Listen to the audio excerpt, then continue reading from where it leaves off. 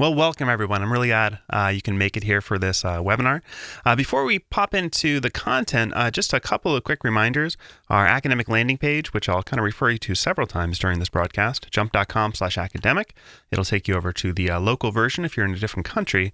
But this is a great place to look at any of the resources that I mentioned today and to get the recording for this webinar once we actually finish with it at the end of the day. So if you scroll down, there'll be this academic webinar library link, and that will take you to our webinar libraries on demand. So we have lots of recorded webinars here, and this one especially will be recorded. So don't feel like you need to follow along in Jump while I'm doing this today. You can always go back and try it on your own.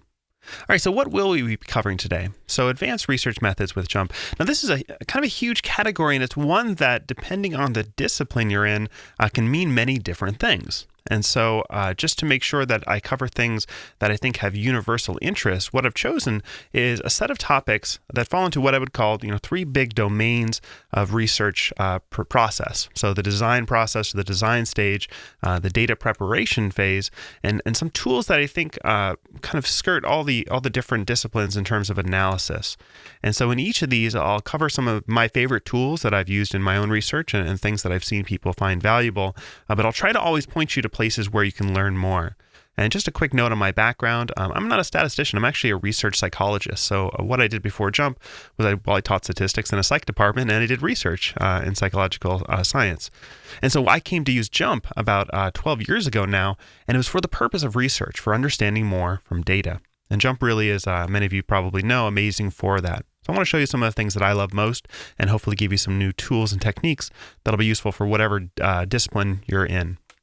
So starting with design, what I mean from design is before you collect data, how do you organize your observations such that you can make the inferences you want to make from the data you're collecting? Now, this won't be an in-depth DOE webinar. We actually have a number of on-demand DOE webinars that are over at the Mastering JMP section. So if you go to our website and go to, it's going to be under Learn JMP or under Events, and get to the Mastering JMP on-demand webinar section, there's a number of these that go in detail into design of experiments in JMP. And JMP is world-class when it comes to DOE. I mean, I didn't use the DOE menu for a long time because I didn't really know what they were. And once I finally started using design of experiments, it really was a great way to increase the power of my designs and my methodology. So what I want to talk about in this section, though, is the use of the custom designer, which is really an application of the modern method of design of experiments, a way that lets you specify what types of things you're looking to estimate, and then to search the design space to find the types of observations you need to support those inferences. And so Custom Designer is a great way to do this. And I'm going to do this in the service of talking about a new feature in JMP 13, which is this general purpose simulate tool, which when used in conjunction with Custom Designer, allows you to do really power analysis, a priori power analysis, for any type of design you can think of. And this is really useful, especially if you're writing grants or trying to determine whether you collect enough observations to really have a good chance of finding a statistically significant result. This general purpose simulate tool allows you for any design to calculate power via a simulation approach. And so let me show you what I mean. What we're going to do is we're going to set up a custom design using a sort of a hypothetical experiment where what we're interested in is whether people make different decisions on a tasting of a wine based on the type of closure it has, a cork or a screw top, and whether that interacts in some way with some other variables. So things like wine type, red wines versus white wines, and whether somebody is a novice or an expert. And so what I'm going to do, rather than launch directly into it, I'm going to design this DOE interactively with you in case you've never seen the custom designer. So let me start with the custom design under the DOE menu. And this may look intimidating at first. There's a lot of things that it seems like we have to fill in, but we only really need a few. The top section, this is really what responses we're trying to collect. And the only reason I'm going to change Y is just so that the table that's made for me has that column labeled. And so I'm just going to say rating, because what we're really interested in is how people rate these wines. And just for our purposes, I'm going to give it a lower limit of 0 and an upper limit of 100. This won't really affect anything, but just so you know, that's sort of the scale we're imagining we're going to be collecting on. So in this study, we're going to have these individuals come in and they're going to taste some wines and they're going to give us some ratings. And we're going to define factors that differentiate both the types of wines we're providing them, but also the types of people we're collecting data on. And so in psychology, we'd call this a between subject versus a within subject factor. In other types of disciplines, you might call this a whole plot versus a split plot. And so let's actually talk through these. Let me first start by adding a factor, and you'll see I'm going to start with closure here. So under factor, you'll see there's different types of factors we can use. Really, the type of factor I'm talking about for closure is something categorical. That is, it distinguishes different things in the environment, not in a quantitative way, but just in a qualitative way. And it's categorical with 2 levels. That is, wines can be cork or screw top. And so I'm going to call this closure, the closure type of a wine. And we'll call the first one cork and the second screw top. And for any of you who drink wine a lot, or maybe have friends who do, some people get really specific about this. They will dislike wines that are screw tops, or ones who actually understand there's a cork shortage, maybe dislike the ones that are corked. And so this is a variable that may distinguish on average in terms of people's ratings. Maybe there's some sort of preference out there in general for this. Now the second factor is going to be wine type. So again, categorical, 2 level. I'll say this is wine type, and this is red and white wines. And the reason to maybe believe that this may interact with or maybe affect how people judge closures is, red wines have a certain prestige maybe to them, and maybe the effect of closure is bigger for certain people than if it's a white wine, where maybe they don't care too much about the closure type. So that's why we may want to be interested in an interaction there. Now finally, let's add an expertise factor. And so again, categorical, 2 level. And I'm referring here specifically to the expertise of the individuals making the ratings. That is, somebody who might be a novice versus someone who might be an expert in wine. And we'll just allow them to self-ascribe this label. In a good study, we may test them on something. But notice that this factor is sort of different than the others. This isn't an attribute of the wines, but is an attribute of the individuals. And it isn't something that we're going to be able to change, that is, change within the experiment very well. In fact, if I click on change, let me say that this is a hard to change factor. And as far as custom designer is concerned, what this is us telling JMP is that this is not something we will be able to manipulate within runs. That is, we can't take a person, make them a novice for a couple ratings, then make them an expert for a couple ratings. It's not something we can really effectively change within an experimental sort of test. Now you can imagine ways that maybe you could train somebody, but let's just imagine here that this is a between subject factor, something that is something on which individuals differ. Now by doing that, when I click continue, JMP knows to set up this design with something it's calling whole plots. Now in this terminology, a whole plot is an individual. So this goes back to agriculture. If you had a whole plot of soil and you can plant different plants within that whole plots have attributes. Maybe they have different densities with minerals or something like that. That's not something you can change within a single plot of land, but it is something that across different whole plots might vary. So that's where that terminology comes from. For our purposes, a whole plot or a single plot is a person. Now, before we get to the design generation, let's talk about the model, because what custom designer is asking us to specify here is what terms in the model we need to be able to estimate. And this is what's kind of powerful about a custom design. It's asking you what you want to estimate so that it can design the number of observations and what observations specifically one needs to collect to make those estimatable. Now for our purposes, and this is often true in psychology, we're just going to fit the model with all the interactions. So I'm going to request up to the 3rd order. And what JMP will just add in here is the interactions between closure and wine type, closure and expertise, wine type and expertise, and then this closure by wine type by expertise interaction. So it's just saying we want everything to be estimatable, necessary. So let me minimize this section. Factor constraints you can look at in other advanced DOE webinars. There's some amazing things we can do here. But what I'm just going to say, because I want to keep this simple, I want to collect subjects, 10 subjects. Let's just say I have 10 people awaiting here, and I want to have each of them rate each of the wines. That is, there's going to be 2 that are corked and 2 that are screw top, and among each of the corked and screw top wines, 1 will be red and 1 will be white. Kind of a nice, clean factorial design where everyone drinks everything. So I just specified 40 different wines will be rated. Now I'm going to click Make Design, and JMP will search through the design space. It does this regardless of whether this is an easy or hard design. It wants to make sure it's going to optimize this to a criterion. And again, you can read into criteria for optimal designs in separate places. I have it set as de-optimal for anybody who's interested. But for now, just understand that what it's trying to do is come up with which observations for each run I should be making. That is, for this whole plot 1, which is person 1, these are the wines this person will rate. So this happens to be an expert, and they're going to rate a cork with a white wine, a screw top with a red wine, a cork with a red wine, a screw top with white wine. So the combinations we might expect, all of them. Now, when I scroll down, I can click Make Table, which will make me a table of these that I can fill out.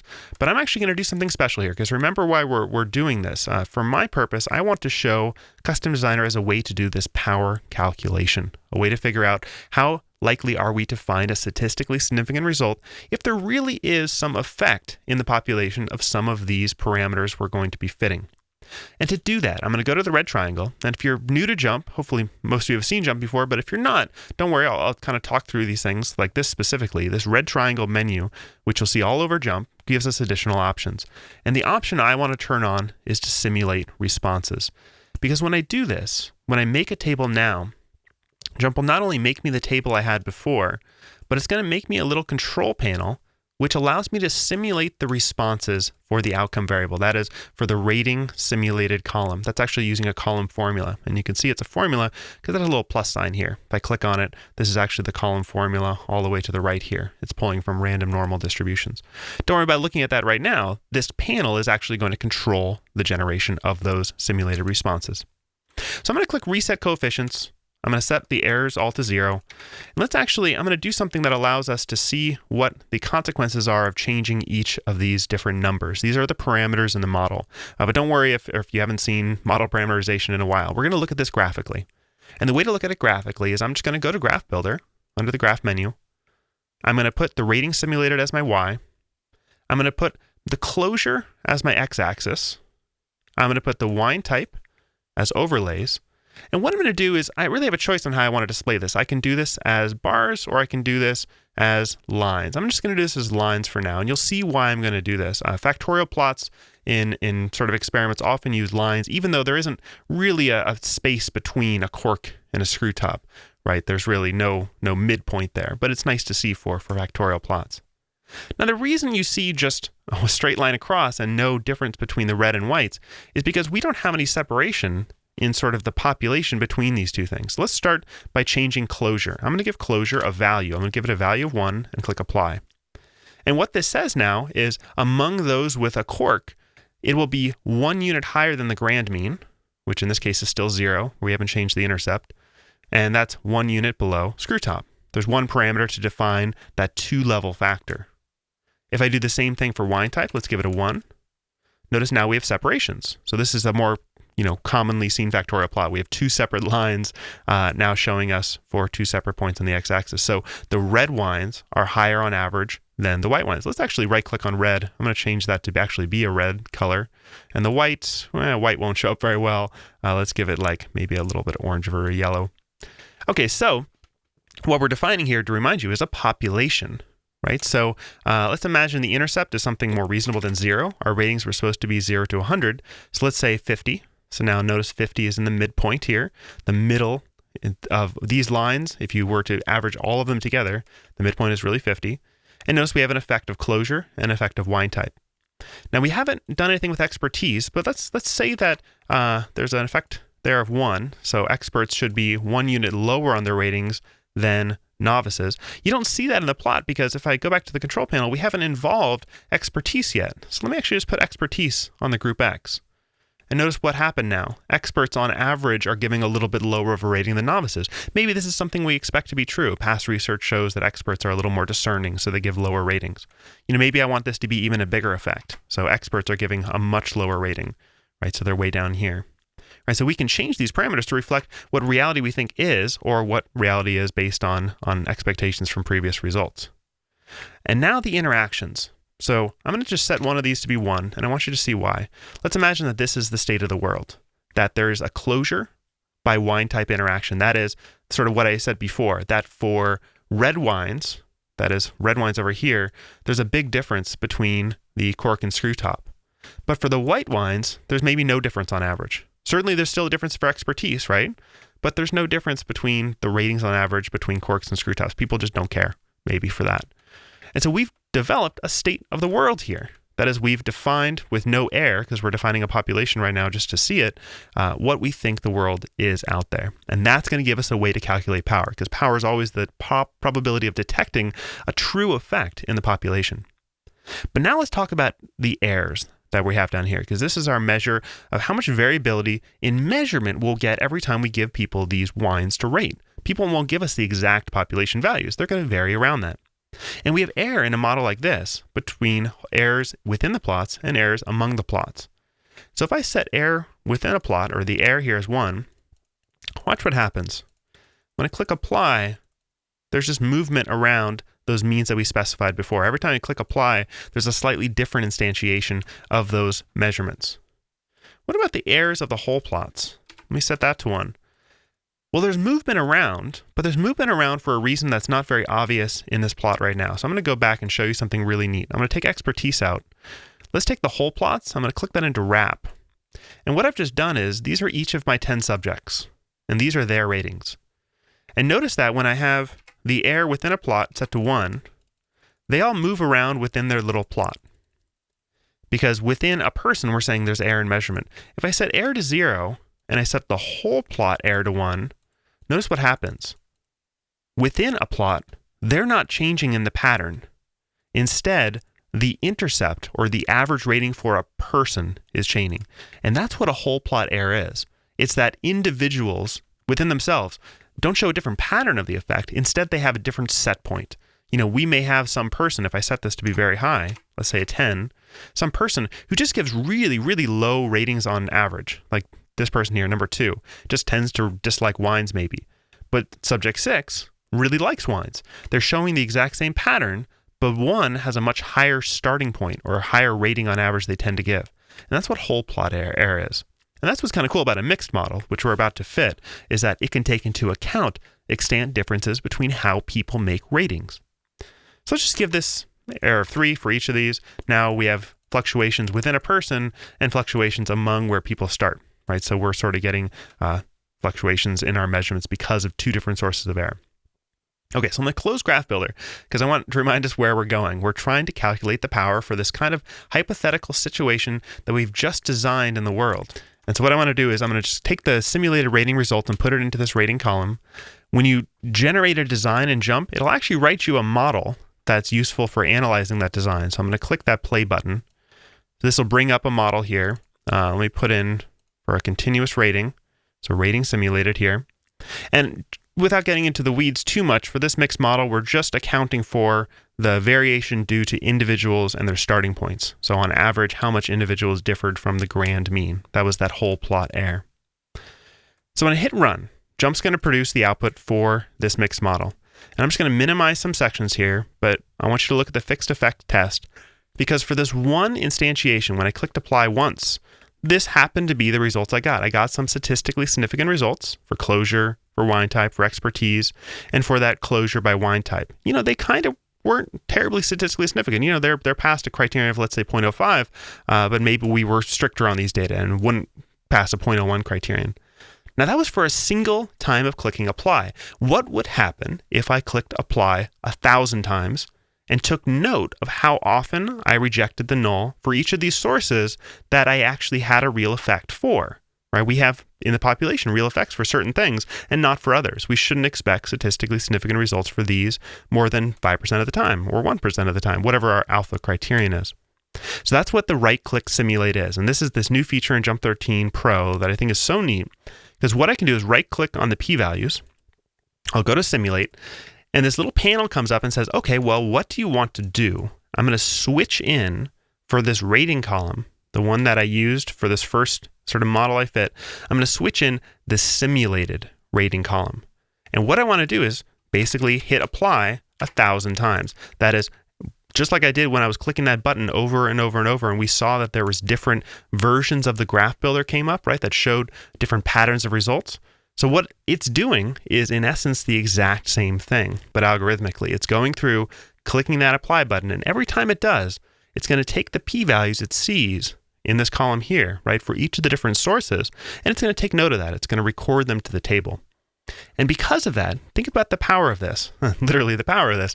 What we'll be able to do is figure out and actually look at the distribution of p-values and see how often do we reject the null hypothesis, that is, get a p-value less than a criterion we choose, like 0.05. How often do we reject the null for these different sources in the model? Because we shouldn't expect to reject the null for places where there wasn't an effect we designed, but we should expect to reject the null as often as possible for the sources that did have an effect. And that's the power of your study. We're not guaranteed to reject the null, even if there really is an effect. Remember, we had that whole plot variation, the errors among individuals and where they started, and we had the within plot variation, the differences sort of as if a single person were to rate the same wine over and over. And so that error in estimation will sometimes make it so we don't get a result that allows us to reject the null. So here's what we have, a table of 1,001 results, the first one that we actually measured, and then 1,000 simulations of the p-values. And you notice there's a little script saved to the table. This is the power analysis.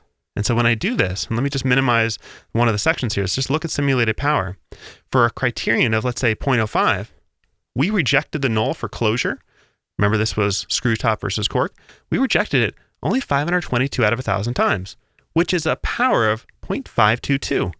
So if we really ran this study, got 10 people to come in and rate 4 wines apiece, and we actually had effects that were that size, well, we're only actually, 50-50 chance of getting a result that allows us to reject that null. Right? That's not very good. We probably want to collect more individuals if we're really going to run this study. That's a pretty low probability for power. And so what we can do is look down for the different sources we knew to be statistically significant in the population. That is, knew to be actually present in the population. Not really a question of significance, just are they true effects or not. We can look down and see where we have and have not rejected the null. That is the distribution here. And we can look at the table for our power calculation. So just to back up here and to see the value of this, what this allows us to do is for any type of model. I mean, I just did a mixed model here with some basic setup, but your model could be as complicated as possible or as specific to your situation as possible. And you can always right-click a table now and simulate the responses as a way to see what your power is for actually estimating those results or for finding a statistically significant result. So I think that's a really neat application of this right-click simulate. And I'm going to show you another application of it a little bit later where we can use it for randomization tests. So the same idea, but really once we've collected data, we get to look at how often would we reject the null hypothesis using the data to estimate the sampling distribution of the difference or the sampling distribution of whatever test statistic we're interested in. So that's hopefully a design sort of feature of JMP that will hopefully apply to whatever research domain you're in. Now, I want to move on to talk about data preparation, another thing that we really all have to do whenever we're collecting data, and this applies to every domain. No data come pretty. And so what I'm going to do is use some sample data to talk through a couple types of data preparation that we all have to sort of work through, finding outliers and how we deal with them, constructing derived variables, so using formulas to make new variables, subsetting and merging our data, combining from sources or breaking them apart, and then reshaping and restructuring. Sometimes this is tabulation or aggregation. Sometimes this is splitting or stacking data. So we'll look at some tools there. So I'm going to start off with some sample data. These are different serials that we have measured on a number of different characteristics. And if you're going to try this later on and you want to know where the sample data are, it's under the Help menu, Sample Data. And so all the sample data is built into JMP, and you can use it for exploring sort of features within the software. So starting here, let's look at what I mean by outliers. So outlier detection is one of these sort of things you have to do or be concerned with, but it's not as simple as a strict cutoff. Outlier detection and what you do with them is a little bit art and a little bit statistics. And it's a lot of your domain expertise that will come into whether something is or is not an outlier or what you should do with it. And so what I really want to show you is methods for detecting potential outliers. Let's not think of any of these tools as definitively saying something is or is not good data, but these are hopefully methods that will help you along that journey to decide what is and is not good data in your sample. So first, the first type of outlier I'll talk about are univariate outliers. And what I mean by that is outliers that are strange with respect to their own distribution. And a great way to do this in JMP is using the distribution platform. And just to give you a quick look at this, because I'm sure most of you are familiar, under Analyze Distribution, I can provide, let's just use our quantitative columns here. I'll click them into Y and click OK. I have mine set up to stack by default. That's under the red triangle at the top. If you don't have stack turned on, you'll see your histograms vertically. But for our purposes here, let's keep them stacked. And a way to look through for univariate outliers that I think is useful is simply scrolling through and visually looking at the distributions of your variables. And often if there are outliers, points that are strange with respect to their own distribution, they'll sort of pop out. And certainly in this outlier box plot, points that are shown, these are points that are more than 1.5 times the inner quartile range beyond the outer fence, or beyond the third quartile. And so this is the outer fence here. And so these are points that are strange in this sort of Tukey range method. So if you select them, you'll notice another interesting aspect of JMP, which is hopefully you've noticed before, is the ubiquitous selection. If I select an observation in any distribution or in any plot, they also get selected in the data table. And so when we talk about how we're going to manage these outliers potentially, this is a very useful feature. I can right-click the points here and give them a marker. Maybe I'll give them a star, or I can right-click and exclude them. Right, so I can do operations that apply backwards to the table, which gives us some great functionality.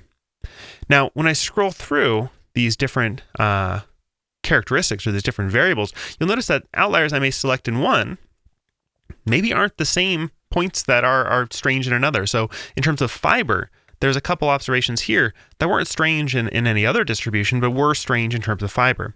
And so just to jump forward to sort of tools to manage this, setting row states is certainly one. I can right-click and exclude every time I see something that maybe is strange, but that's not a great method, especially when you're looking across different distributions. And so a really great tool I like is this named selection. And so what I can do, let me go back up to fat. These I maybe think are high with respect to fat. So I'm going to right-click on them, and there's this option, name selection in column. And this will bring up a little dialog which says, okay, well, what do you want to label this column that you're about to create? And I'll say this is high fat. And what do you want to do with the observations that were selected? Well, I want them to have a 1 and the unselected to have a 0. And in my table now, I'll have a new column where I have the 1s for those selected and 0s for those not. If I ever want to bring back a selection, right-click on the 1s and do select matching cells. This selects all the 1s that are in that column, a really useful feature. But notice what I can also do. Let me scroll down to fiber, right? Those two were different observations. I'm going to right-click, name selection in column, and I'll say not high fat, because they're not, they're high fiber, and give them a 1 or a 0. And so now I have two columns that have different non-overlapping selection sets, which gives me a great sort of vehicle to, if I ever need to, select the high fibers or select the high fats. It's a simple way of just gathering those selection sets. And so that name selection in column is very useful, and we'll come across that in a number of different places. So from a univariate standpoint, that's one way to handle this outlier selection, or at least a way to look for the outliers visually. When it comes to qualitative variables, and so I'll just go back to distribution, and let's just pull in, hot, cold, or manufacturing. Right, for qualitative variables, you also get an ability to very quickly see if something's been miscoded. It also gives you a sense of, we have very few hot cereals in the sample. This is probably not going to be a great variable to use. So not really a question of outliers, but certainly in getting to know your data. Distribution is the first place you should go with any new data set. And the best method is just go to distribution, put everything into Y, hit OK, and just go through each of your columns iteratively and look to make sure everything looks OK. I can't tell you how many projects I've collaborated on where people have not looked at their histograms or univariate distributions and jumped right to a complicated analysis that is now completely wrong because they had something miscoded. And so distribution is the first place you should be going. Now, let's say you've done that, and you're interested now in doing a little bit more of an in-depth sort of search for outliers. And a next step might be a multivariate selection or a multivariate outlier detection technique. Now, what I mean by this is an outlier detection technique that takes into account relationships among these variables. And to sort of talk about this, I'm going to go to the platform we'll be using. It's under Analyze, Multivariate Methods, Multivariate. Multivariate is sort of like a generalization of distribution, right? It's a way of looking at observations, but now we're going to look at them in a space that is more than one dimension, more than one variable. And so I'll take the variables, just the quantitative ones here, calories to potassium. I'll click them into Y, click OK. Multivariate starts off with this correlation matrix, which is great. You can look for correlations. It's colored by the correlation strength. So colder would tend to be higher, and you get sort of lighter as you get close to 0. I'm going to minimize that. The scatterplot matrix is also very nice. You'll see the points that I marked before. So marking points, again, since it's an action that applies to the table, and all graphs reflect the table, it's sort of ubiquitous as well. So very nice. But what I mean by a multivariate outlier is I'm looking for a point that is strange with respect to the relationships among the variables. And if we just focus on one relationship, let's say calories versus protein. So the central ellipse here, the ellipse is showing us where we expect data to be given a joint normal distribution. And if you look, there are points that are extreme, and they're a little bit sort of almost beyond the ellipse, but not really. Everything's kind of contained well in there. But if we look at calories versus fat, so most of the data is contained nicely in the ellipse, but then there's some points here, the ones I marked before, that are kind of strange. They're outside that relationship between calories and fat. And so in a bi-variate sense, those points are strange. They were strange in a univariate sense too, but in a bivariate sense now they're a little bit strange. Now what if we looked at, because I had in this case all the variables in the table selected, so that's in this case 10 variables. So in 10-dimensional space, are there points that are strange? Well, let's before we get to 10, let's look at 3 dimensions. I'll go to the red triangle. I'll do an ellipsoid 3D, and I'll just first pick the first 3. So this is a 3-dimensional representation, right, with my ellipsoid, so the generalization of the ellipse into another dimension. Okay, so points again can be kind of strange with respect to the 3-dimensional relationship, right? The ellipse has a major diagonal that's running along a component of variation between these 3 variables. It has 2 minor ellipses, or 2 minor diagonals rather, showing strength of relationship among those variables. But just visually, you can see there's points that are kind of far beyond the ellipsoid. So if we wanted to get into 10-dimensional space, we obviously don't have a great visual for that, but conceptually, think about the generalization of a distance measure in 10 dimensions, just in some kind of space, to a center in 10 dimensions. We'll call it the multivariate mean. So a distance to the multivariate mean between each point that is taking into account the relationships. Just like we did for the ellipsoid in 3D, right? These variables have a relationship, so that ellipsoid is going in a certain sort of domain of this space. So in 10 dimensions, we're going to have something like that. We can't show it visually, but we can at least get the measure of distance. And that's under this outlier analysis. And it's something called the Mahalanobis Distance, which is just as I described. So for each row in the table, that's the first row and that's the last row. So the x-axis here is just the row in the table, a distance measure to the multivariate mean of each point.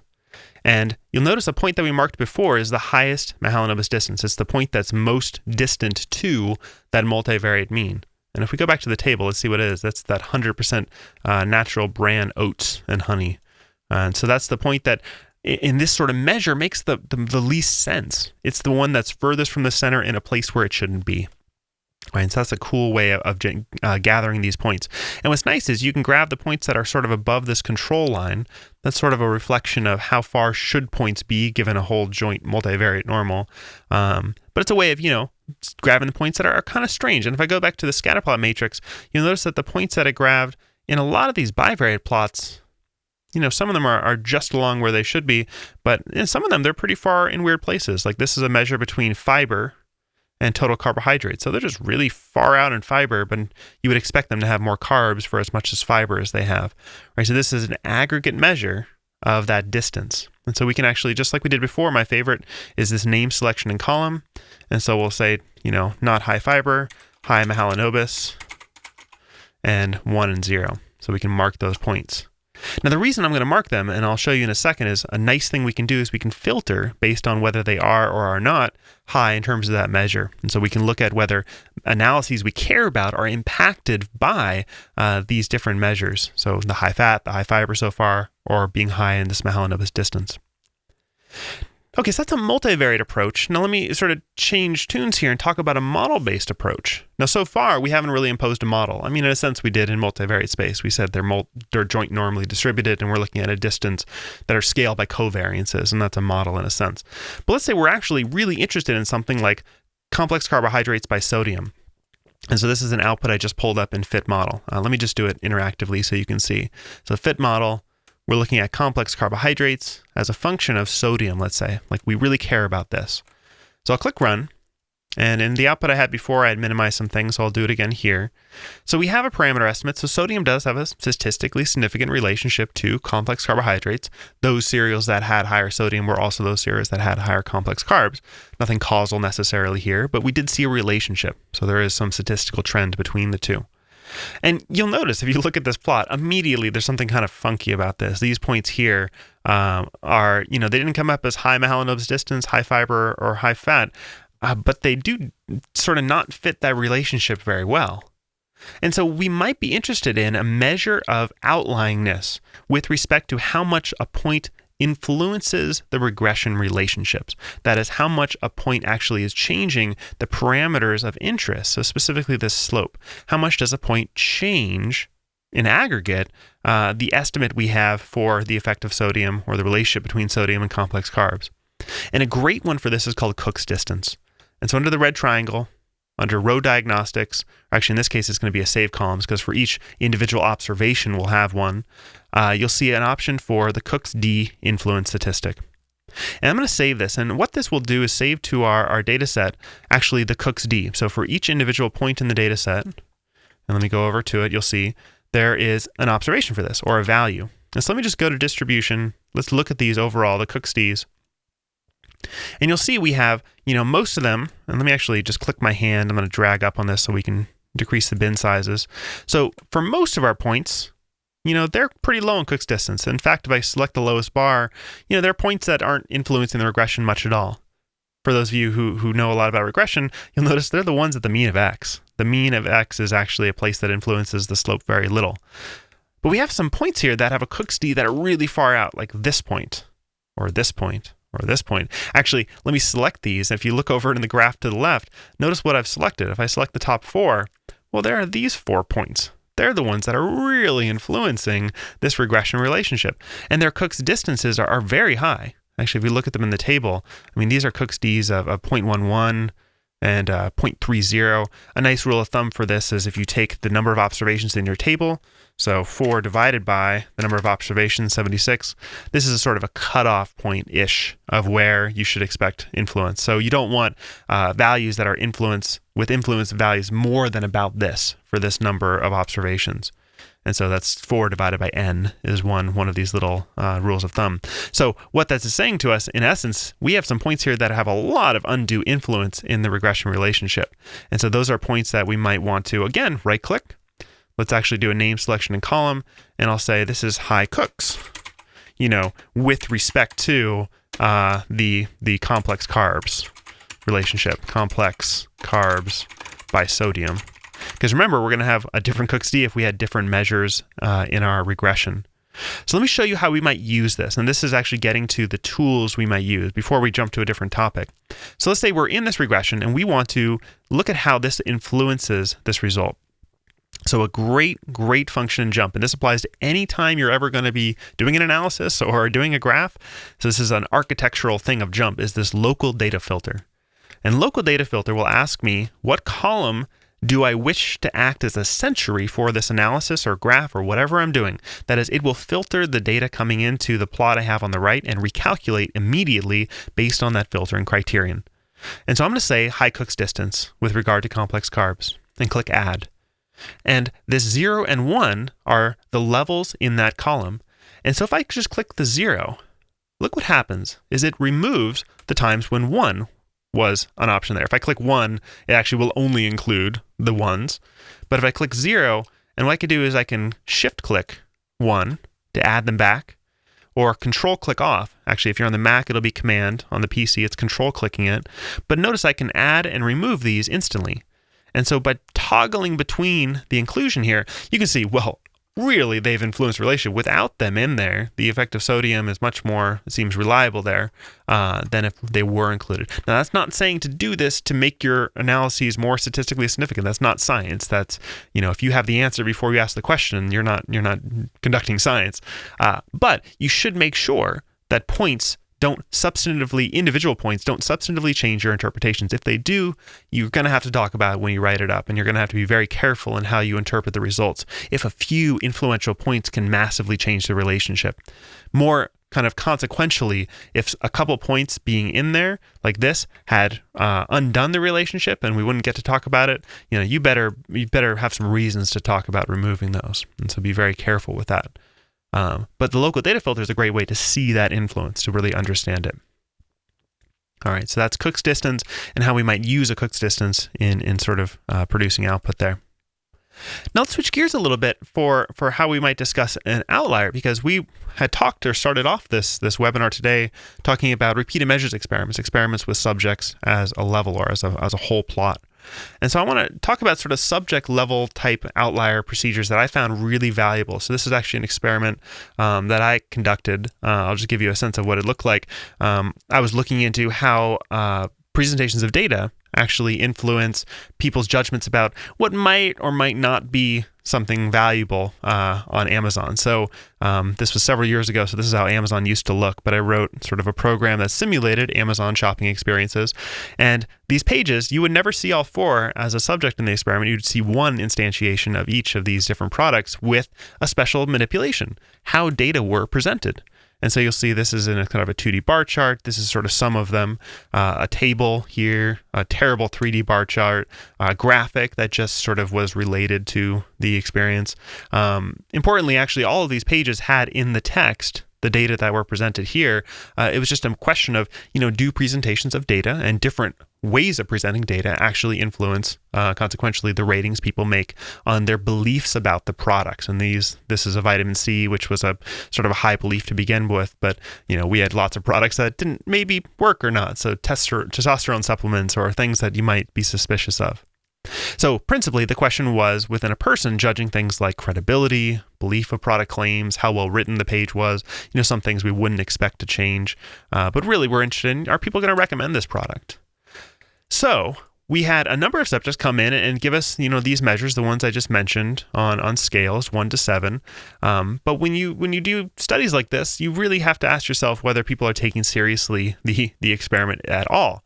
And something I highly recommend you do, I had 2 columns that I have hidden here, but I had the number of seconds individuals viewed each of the pages, actually worked through the Amazon pages, and the number of seconds they spent making the ratings on those measures that I just showed you.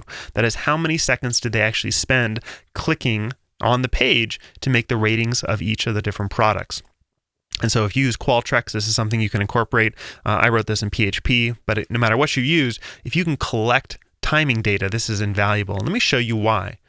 So first, if we just look across the 3,100 observations here, we actually can see for every trial of the experiment, the trial level data on how long people viewed and made ratings. So there's some clear issues here. There was one time this person spent, 5,663 seconds viewing a page. They just walked away from their computer, almost certainly. Same thing with making ratings. Somebody spent 1,670 seconds on one of the ratings pages. So obviously just walked away from their computer. But on the other side, maybe there's an issue of the people who spent far fewer seconds viewing a page than I would have liked. What about these people who spent, less than 2.5 seconds viewing a page? So individual trials there. And so just like we did before, we might mark these things or choose criteria. Certainly you want to do it before you run the study on what you would use as a criterion for exclusion. But since we have subject level data, that is each individual in this experiment did it 15 times, looked at 15 different pages, with different graphical elements, via a Latin square applied to them, I can actually look at sort of aggregate measures of subject. And let me show you a really great thing under the tables menu. And we could do this through Tabulate, but I'm going to do it through the tables menu using something called Summary. As what I want are aggregated or summary characteristics for each subject based on some of these different variables. And I'm going to put subject as a group. And let me show you why. I'm going to just keep dialog open so I can show you what happens without anything else specified. By putting subject as a group, subjects become the rows of the table I create. And without anything else defined, all we get is the number of rows that had each of the subjects. These are unique identifiers. So of the 213 people in the experiment, I had 15 observations for each of them. Okay, let's see how we can use this. What if I take time view and time rate? And let's ask for the mean for each subject. So now I want the mean time and the mean rating for each individual subject. Click Create. Okay, now we're actually getting somewhere. So for each subject, I can see on average how much time did they view and on average how much time did they rate. And if I want, let's just do a sort here. I'll right-click the column and sort ascending. I have some subjects who, across the 15 trials, spent 2.4 seconds on average viewing the page. And this one actually spent a decent amount of time rating the page, but that's pretty suspicious, right? They really clicked through viewing the page very quickly. What about time rating? That might be even worse if they spend no time rating. Let's sort ascending again. So we have some people who spent 7 seconds to answer 7 questions about these pages. That's not thinking about it very much. Of course, our inferences here can be aided by looking at the distributions of each of these. And so I'll get the distribution. And so by looking across all individuals, we get a good sense of sort of where people lie. So this is a subject level sort of measure of what is or is not potentially a problem with how they're doing the study. And I want you to see something very important. Let's say I was concerned about these first 3, the ones who rated in fewer than 11 seconds. If I go to my original table, you'll notice something special about this summary table. The tables are linked. So if I go row, next selected, when I select in a summary table, those individuals actually get selected in the original table, which means I can grab the ones that maybe are problematic and I can find them here. I can do the name selection if I want. So I can, exclude right away. There's actually this great option. For any time you have a selection, you could always go to the rows menu and you can always go to row selection and then name that selection in column. So from anywhere in JMP, if you ever have something selected, you can always name it. And so that's a nice way to do that. Let me show you one other thing you can do with subject level data like this that I think is really valuable. Instead of looking at the ratings, or looking at the time to rate, let's actually look at the ratings. So credibility or belief in product claims, these turned out to be very highly correlated, obviously, but I was interested in how credible the person who wrote the page was, or that's what I asked in the question. And so in the models that we would fit with a mixed model, we would be getting the mean structure. We're interested in measuring how different individuals are on average. But for this question, we want to know how variable are people's responses. And let me show you why. I'm going to put in the standard deviation of this. So let's sort of make sure we all understand where we are. We're asking for this measure of how credible the sort of people are who made the pages. We're asking for, within each subject, how different are the measures, or how different are the values that they ascribed. So that what I really want to find, and let me right-click and sort ascending again, I want to find the people who gave pretty much exactly the same rating for every single page. So if I look at the distribution here, so this is the distribution of the standard deviations across people. It's going to be slightly chi-squared shape with 14 degrees of freedom. But what it's really showing here is how variable are people in terms of the variability of their responses. And so to give you a sense of what this really means and why this is valuable, the individual here who had an average standard deviation of 0.35, right? So that's the average, or the standard deviation rather, of their ratings across their 15 ratings. If I find them in the original table, so row, next selected, look at their ratings for credibility. So 3, 2, 3, 3, 2, 3, 3, 3. They just use the center of the scale, right? They give basically the same response on everything. Maybe that's really true. Maybe they really do believe that everything had exactly the same level of credibility. It's odd relative to all other individuals who gave quite a bit more sort of variability in, or had much differences in their ratings. That's not damning this person, I should say, but it is something interesting to be aware of. So with subject level data, you're able to do these kind of interesting things, which is, let's look at a different measure of the measure than we're normally used to. Let's look at the variability among sort of their ratings. And so that's a great thing you could do with summary. And so that's some nice sort of subject level things you can do. All right, so as far as cleaning, I'll mention this rather quickly because this is a great tool. So I'll pull up a sample data set. Like I said before, every new data set you get, go to Analyze, Distribution, take every column, click it into Y, click OK. So I did that quickly just, so it's quick. You can do it every single time. And what you should really do is look through all your columns because you'll spot some things like this. And this is just an example I made, but this is very common. These were tables at a restaurant, and some people put credit card use no as an N, and some spelled out no, or Y, and some spelled out yes. So as far as a human is concerned, those mean the same thing, but if you're fitting a model, let's say you're fitting an ANOVA, fit Y by X, and you use credit card and you're looking at the difference in bill amounts. Well, as far as JMP is concerned, those are different categories. So your ANOVA, even if you do the ANOVA correctly, it's on data that are wrong. And so that is a problem. And so we would have to clean up those categories. And I want you just to see a really useful tool under the columns menu called Columns Recode. And the way Recode works is it shows you your old values, your new values, and gives you options on combining things. So if I grab the no's and the n's, I can click group, and it just picks which of the two is first occurring or most often occurring. So I can relabel this. Maybe I really want it to be uppercase as well. and I take the y's and the s's, I'll actually right-click there, and notice I can group to one of the values. And so I'll say group to yes. And maybe I also want it to be uppercase. Once you've done the recoding, when you click done, there are some options. You can recode in place. Don't ever do that. That writes over the original values. Unless you're absolutely sure and it's a really trivial recoding, I would almost always do a new column or a formula column. Now, new column, which I'll select for this one, just writes the new values to the table. But it's not doing it with a formula. That is, it's just storing the new values to the table. But let's look at a different column because I want to show you the formula column. So day of week was another of these columns here that has a real problem. People entered in the values totally differently, sometimes with spaces, sometimes lowercase, sometimes spelled out. Right, so we have to clean that up. So I'll do columns, recode.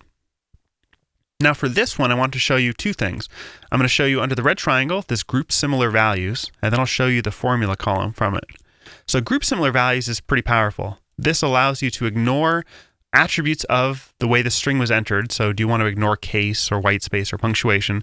By ignore, it means if you ignore that thing, does one value become a different value? Like Friday with a space before it can become Friday without a space before it. And then this final section is really powerful. This is allowing character edits. Do you allow JMP to change a character in the data to make one level the same as another level? And so I'm going to allow that and click OK. And notice that JMP will kind of rip through these and find all the ones that should have been the same. Now, it kind of missed with Wednesday and Wed, so I'm going to grab all four of those, right-click, group to Wednesday, group to Wed, just because Wednesday was too much longer than the other for it to really change the values to make them the same. So once the recoding is done, we already looked at new column. Let's do formula column, because what this will do is write to the table the values, of course, but it's doing it through a formula. If you right-click under formula here, there's an actual match function. And so this is your recoding schema. If somebody asks you how you did the recoding, you can pull up the formula and show them right here, which is really useful. It's also useful because if you're still getting new data and somebody, regardless of your admonishments, keeps writing lowercase WED, it'll do that recoding in real time. That is, it knows how to do the recoding because it's doing it through a formula. Right, that's a really handy way of doing that. And so again, that's under columns and it's under recode. All right, so rather quickly, just because I want to finish up the section on preparation, I probably won't do substantive merging and reshaping in this one. We have another webinar on data preparation, but I want to show you for new variables, calculating new variables is very simple. We've already looked at formulas that have been stored to the table, but what about if you want to make a formula? And so there's a couple ways I want to show you that are really powerful. If you right-click a column in the table, there's this new formula section, and these are some very commonly used formulas you can use. So for instance, if you go to distributional, what if you wanted to standardize? That is z-score, that column. When you click it, it'll just write a new column for you that's standardized. Or what if you actually wanted calories per serving, right? So right now we have cups per serving as a column here. You know, not everything has the same number of cups. So if I select those two columns, I can do right-click, I can do new formula column, combine, and maybe I want to do the ratio. So calories divided by the number of cups, right? So calories per cups now. Right, so by having these functions in here, they'll write to the table a formula. And if you right-click a column, you'll see there's a formula checked here. And that's actually what it did, is it wrote the formula to the table, calories versus or divided by cups per serving. You could have made that yourself. If you have a blank formula, it's as easy as clicking calories divided by cups per serving, and you define it. Click OK. So formulas are very powerful. Those were sort of the instant formulas. You can do temporary formulas whenever you're analyzing data. You can do the same formulas here temporarily if you want. So I can transform and take the log of sodium and look at that in distribution instead of originally the sodium. And that's a temporary variable until you right-click and add it to the table if you like. And so temporary and instant formulas are great ways of exploring sort of all these transformations. All right, so we're going to stop there because I really want to save at least 5 minutes for questions. I will mention we have some other webinars that'll look at the advanced features, the randomization test, and some of the bootstrapping. But let me pause now and see if, Ruth, you've gotten any questions about the sections I did cover here in design and preparation. Yeah, no, this is a perfect time to do it. Yes, so randomization test, just like we did for the right-click simulate, this simulate tool lets us do some pretty powerful things with that. So let's actually pull open a simpler data file. I'm going to pull open and I'll use restaurant tips here. And so just to give a preface for this is, let's assume that we don't want to assume normality for the sampling distribution of our comparisons, or we don't know something about the population shapes. So simulation-based methods for inference give us an ability to sort of ignore certain assumptions of standard parametric models. So if we're, for instance, let's use fit y by x here, and let's say we're using servers to predict the tip amounts. So we want to know, do our servers differ in how much they get in terms of tips? So if I fit an ANOVA, the p-value I get from this analysis of variance, right, this is a p-value based on the assumption, several assumptions about the ANOVA. And if we don't want to make those assumptions, there are ways that we can run via a simulation, sort of reassigning the servers to each of the values in the table, and then recalculating a statistic over and over. And that's a simulation-based method for testing a difference. And so to show you how this works, it's again going to be a right-click simulate. So right-clicking on an F value here to simulate. But we need a variable to swap in. That's how simulate works, is it needs to rerun a formula each time. And so what we're going to do is go to the server column. I'm just going to right-click, go to new formula, and under random, there's the option to sample with or without replacement. And so permutation test is sort of the way I'll take here. I'm going to sample without replacement. That is, every row in the table will just be shuffled. So we have just the same number of servers A and B and C. It's just that we've reassigned where they occurred in the table. So this, in a sense, develops a null hypothesis. When we shuffle the group labels, the difference between individuals and tip amount is by definition 0, right? The differences among them, because we're shuffling, right? Every time we reshuffle, it'll be a different instantiation of a difference, but on average, those differences will be 0. So when I right-click this F ratio, let's go to simulate. I'm going to shuffle or switch in the shuffled server for my original server. And I'm going to say, do this 1,000 times. And so by saying 1,000 times, every time it does the analysis, it'll rerun that shuffled column. Remember, shuffling is just replacing where the values in the table occur, just randomly assigning where they occur. But doing it without replacements, that's why it's called a shuffle. So out of the 1,000 times, it's going to collect observations like the F statistic. And so that's the F statistic here. 1.7919. Notice is exactly the same as this one. That's the original analysis. So the question becomes, how extreme, relative to the 1,000 times we resampled or reshuffled, how extreme was this original difference? Is it unlikely to occur by chance? Which is really the question of a hypothesis test. So when we minimize these other ones, let's just look at the F statistic here.